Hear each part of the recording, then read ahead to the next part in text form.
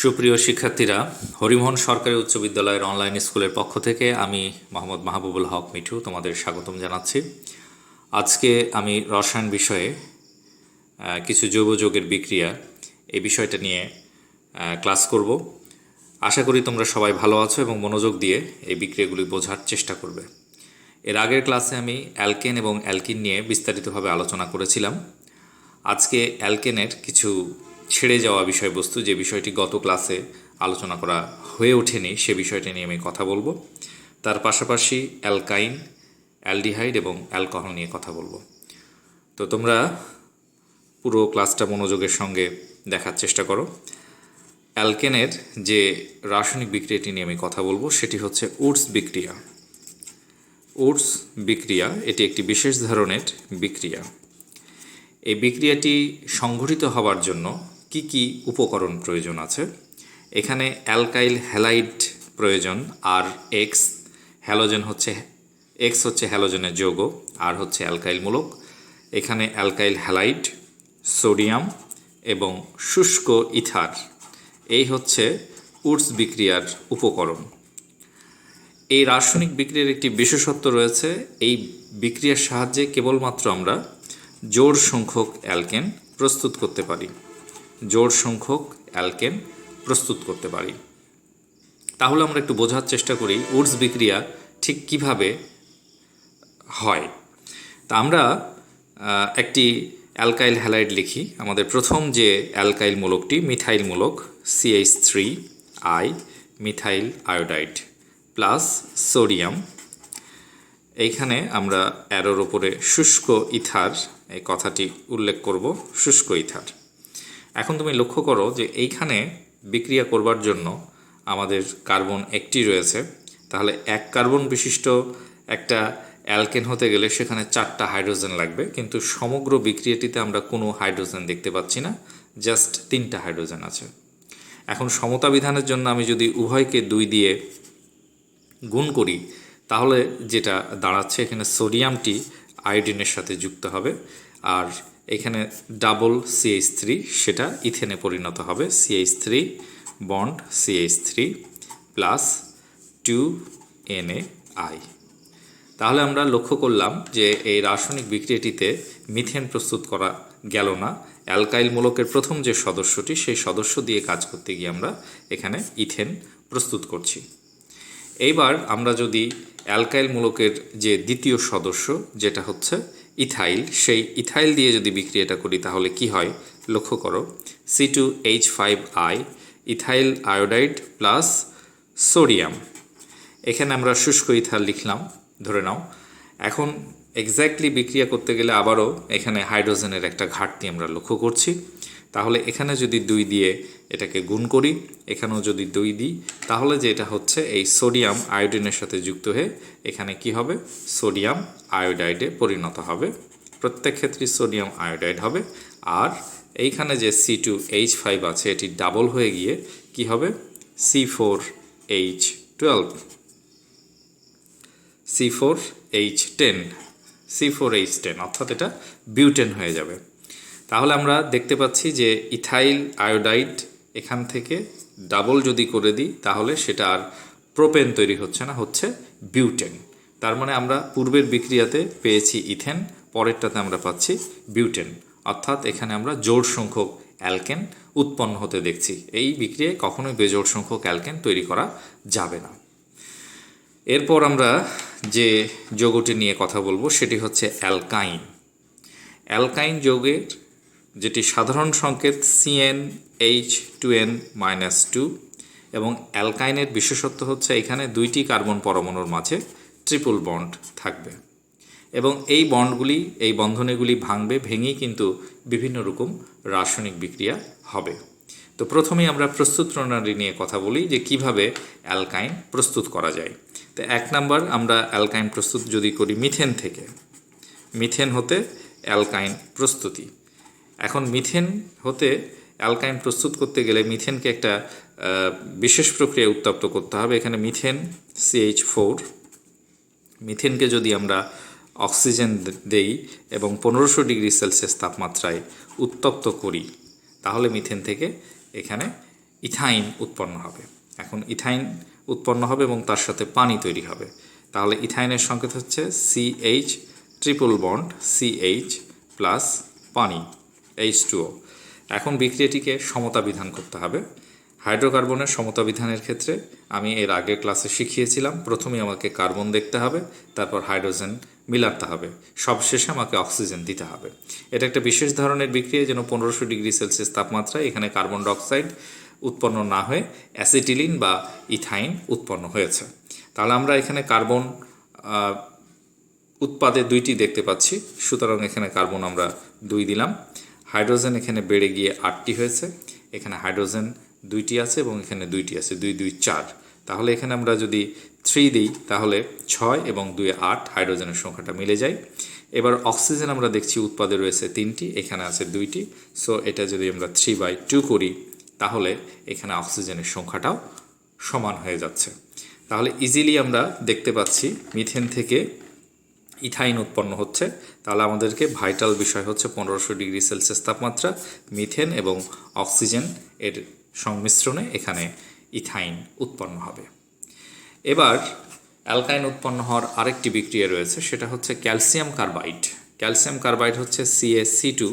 এই ক্যালসিয়াম কার্বাইডে ফোটায় ফোটায় পানি যদি যোগ করা হয় তাহলে সেখান থেকে অ্যাসিটিলিন তথা ইথাইন উৎপন্ন হয়।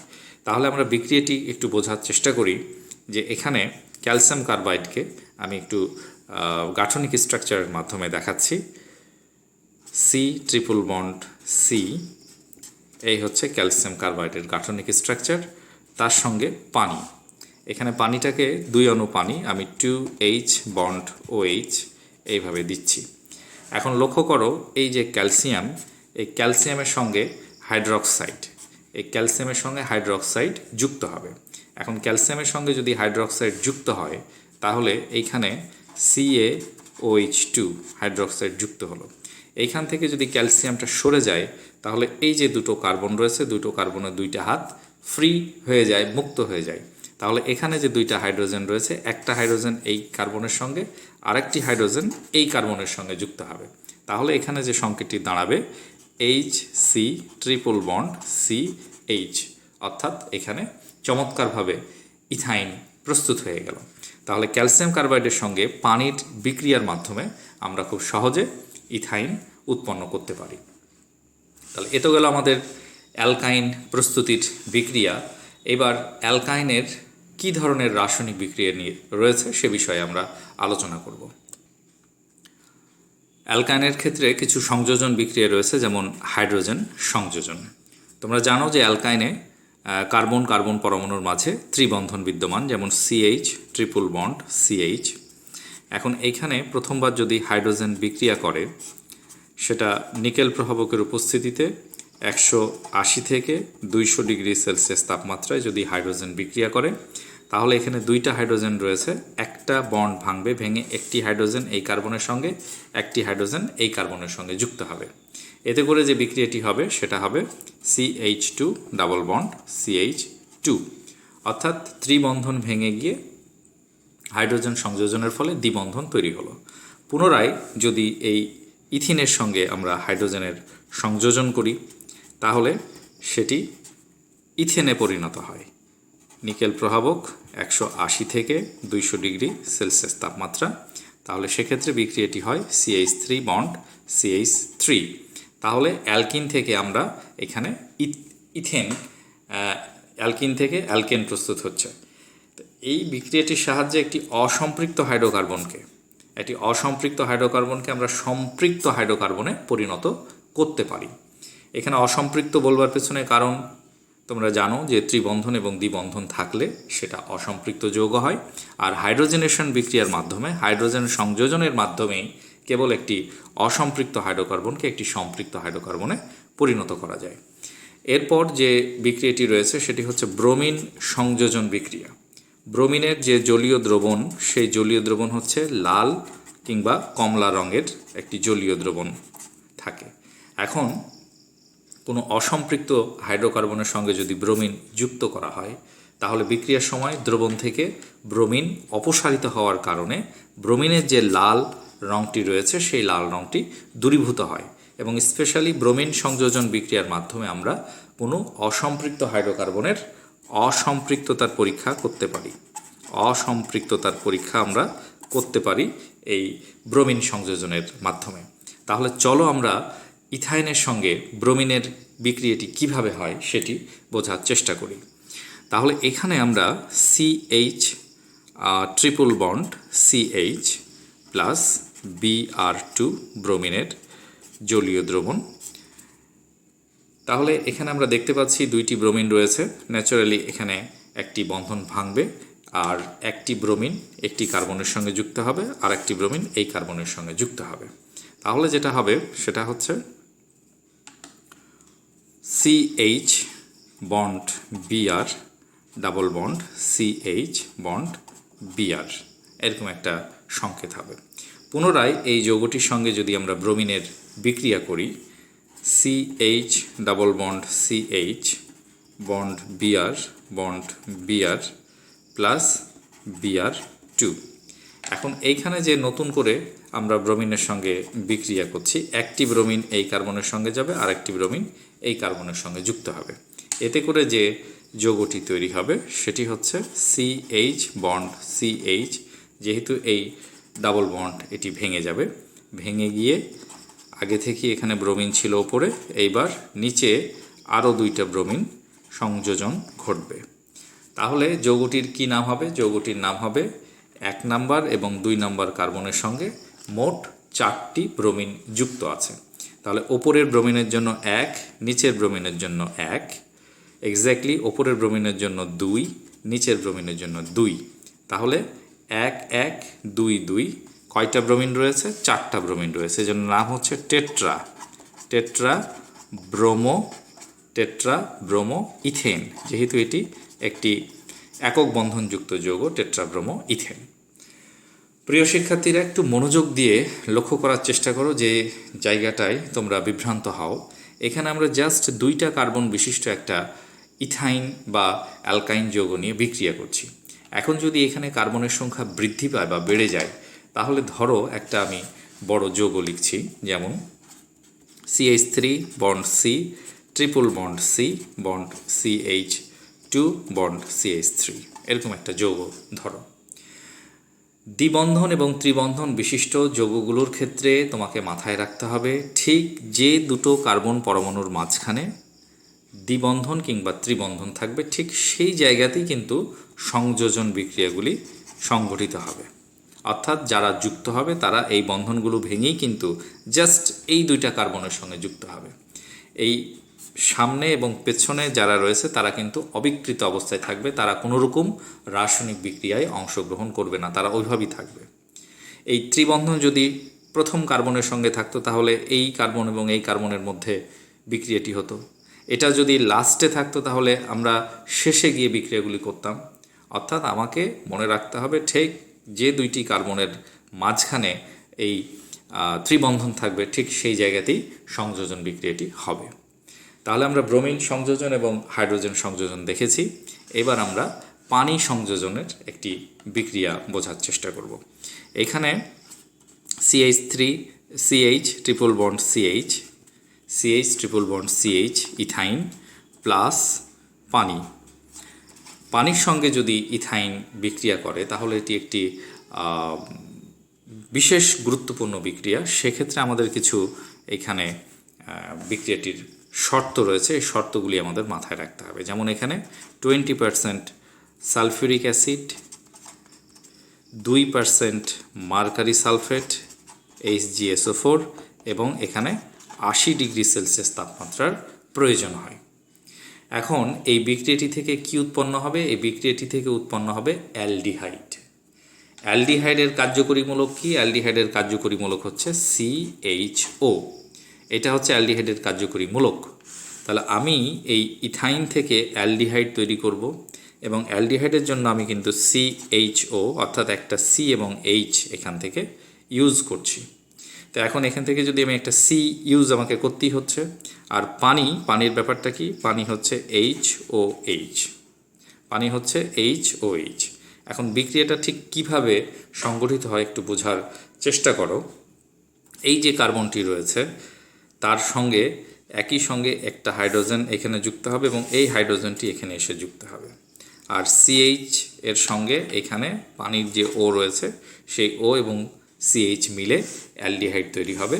আর এই অংশে যেহেতু দুইটা হাইড্রোজেন এর সঙ্গে যুক্ত হচ্ছে আর এইখান থেকে এই বন্ডগুলি ভেঙে যাচ্ছে, যেহেতু পরপর এখানে একই সঙ্গে যুক্ত হচ্ছে, কাজেই এই ট্রিপল যে বন্ড রয়েছে সেই বন্ডটি ভেঙে যাচ্ছে এবং এইখানে CH3 হয়ে যাচ্ছে।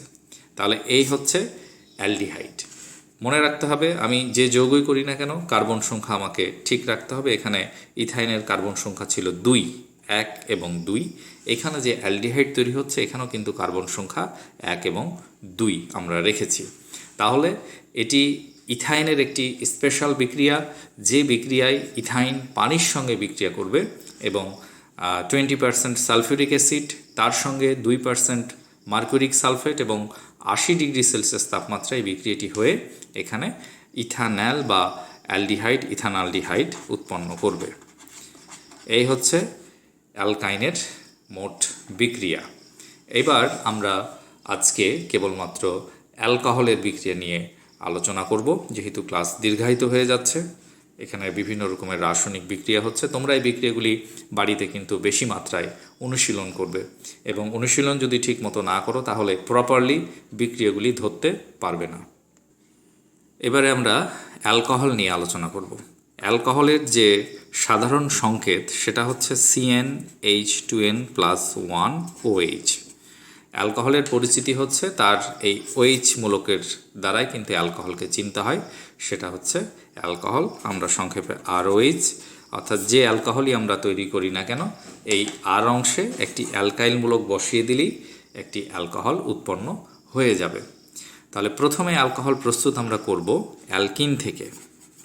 অ্যালকিন থেকে অ্যালকোহল প্রস্তুত করব।